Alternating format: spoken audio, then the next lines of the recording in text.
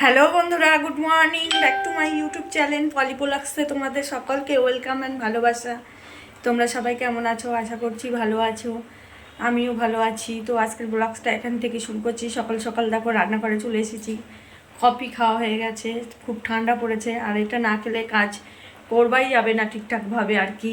আর আমি তো সকালবেলা ভারী খাবার খাই না, খেলে একদম আলিশি লেগে যাবে, কোনো কাজ করতে পারি না।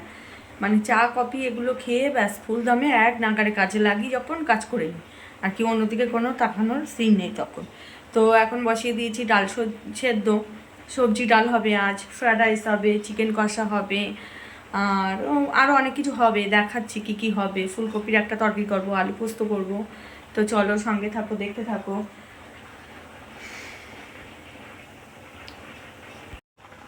তো সবজি ডালের জন্য এখানে দেখো ডাল সেদ্ধও বসিয়ে দিয়েছি, ডাল সেদ্ধটা হচ্ছে আর কি।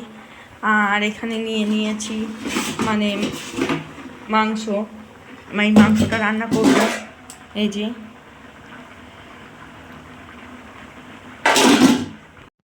বন্ধুরা, আমার রান্না আজকে কমপ্লিট। তো দুপুরের মেনু হয়েছে ফ্রায়েড রাইস করেছি, এখানে সবজি ডাল করেছি, এখানে আলু ফুলকপির তরকারি করেছি, এখানে আলু পোস্ত করেছি, আর ওখানে চিকেন কষা আছে, আর এই হচ্ছে চাটনি করেছি। আজকে দুপুরের এই মেনু আমাদের।